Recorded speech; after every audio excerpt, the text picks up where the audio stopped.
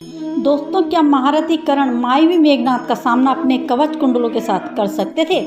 क्या मेघनाद की शक्ति अस्त्र कर्ण के कवच और कुंडलों को नष्ट कर सकती थी?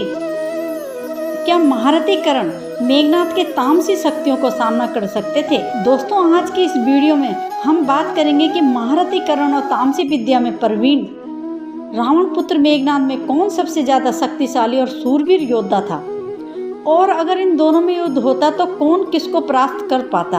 पहले बात करते हैं रावण पुत्र मेघनाद की। कहा जाता है कि उनके जन्म के समय महाबली रावण ने नवग्रह को इस तरह नक्षत्र में रखा था कि उनका पुत्र मेघनाद बहुत ही ज्यादा शक्तिशाली और बुद्धिमान हो, लेकिन शनिदेव ने अपने स्थान को बदल दिया था। फिर भी रावण पुत्र मेघनाद बहुत ही ज्यादा शक्तिशाली उत्पन्न हुआ। कहा जाता है मेघनाद रावण से भी ज्यादा शक्तिशाली और उन्हें अतिरथी के श्रेणी में रखा जाता है। और अगर हम बात करें कर्ण के जन्म की, तो उनका भी जन्म रहस्यमय तरीके से हुआ था।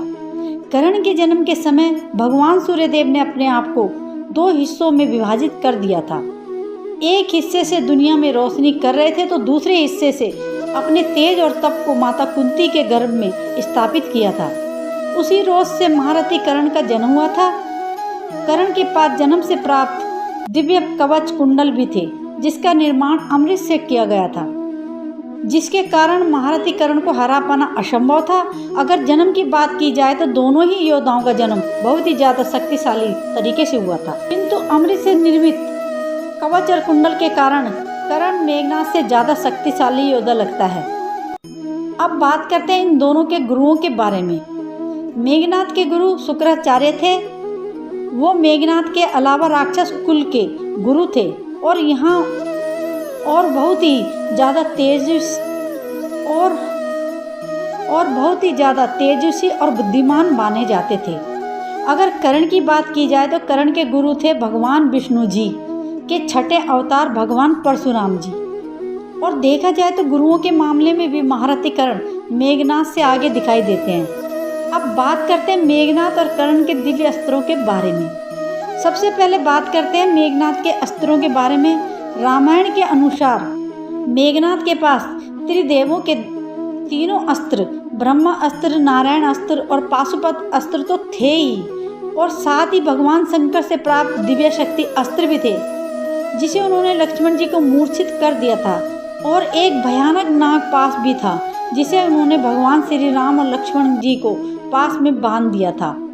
और इसके अलावा भी कई प्रकार के अस्त्र शस्त्र थे, जिसे दंड, अग्नि अस्त्र, वरुण अस्त्र जैसी शक्तियों भी थी। उन्होंने अपने इन अस्त्रों के बल पर ही देवताओं के राजा इंद्र को परास्त कर दिया था। तभी से उनका नाम इंद्रजीत पड़ा था। लेकिन इन सब से हटकर मेघनाद के पास तामसी मायावी शक्ति थी, जिसका प्रयोग उन्होंने श्री राम और लक्ष्मण के साथ युद्ध में किया था। और अगर हम बात करें महारथी कर्ण के अस्त्रों के बारे में, तो कहा जाता है भगवान परशुराम ने परशु को छोड़कर अपने सभी दिव्य अस्त्र प्रदान किए थे, जिससे ब्रह्मास्त्र, पाशुपत अस्त्र, नारायण अस्त्र, वैष्णव अस्त्र, भार्गव अस्त्र जैसे कई सारे दिव्य अस्त्र थे। और कहा जाता है कि महारथी कर्ण के पास एक महाशक्तिशाली संभव अस्त्र भी था, जिससे वह शत्रुओं के छोड़े हुए सभी बाणों के अस्त्रों को आसानी से विफल कर सकते थे। इसी महाशक्तिशाली दिव्य अस्त्र से कर्ण ने इंद्रदेव को झुकने पर मजबूर कर दिया था। और साथ ही महाभारत युद्ध के समय जब घटोत्कच ने तामसी माया का प्रयोग किया था, तो महारथी कर्ण ने बड़े आसानी से उनका सामना किया था। इसलिए हम कह सकते हैं कि महारथी कर्ण मेघनाद के मायावी शक्तियों का सामना आसानी से कर सकते थे। इसलिए अगर शस्त्रों के मामले में देखा जाए तो यहाँ पर दोनों ही वीर बराबर दिखाई देते हैं। अब बात करते हैं अगर दोनों ही वीरों में युद्ध होता तो कौन किस पर भारी पड़ता। दोस्तों, मेघनाद के पास ब्रह्मा जी से प्राप्त वरदान था कि उनकी मृत्यु केवल उसी के हाथों होगी जिसने 14 वर्ष तक कठोर ब्रह्मचर्य और बिना कुछ खाए पिए तप किया हो। वही व्यक्ति उन्हें मार सकता है। और वहीं दूसरी ओर महारथी कर्ण के पास अमृत से निर्मित कवच कुंडल थे, जिसके रहते उन्हें किसी भी तरह से मार पाना असंभव था। भगवान श्री कृष्ण के अनुसार कवच कुंडल होते हुए महारथी कर्ण को सुदर्शन चक्र से भी नहीं मारा जा सकता था। इसलिए दोनों ही वीरों में अगर युद्ध होता तो कोई भी किसी को मार नहीं सकता था। तो दोस्तों, आपकी इस वीडियो के बारे में क्या राय है, हमें कमेंट के माध्यम से ज़रूर बताइएगा और वीडियो को लाइक ज़रूर कीजिएगा। और अगर आप इस चैनल पर नए हो तो चैनल को सब्सक्राइब ज़रूर करें और बेल आइकन को ज़रूर दबा दें, ताकि आने वाली हर वीडियो का नोटिफिकेशन आपको सबसे पहले मिल सके। Thank you so much.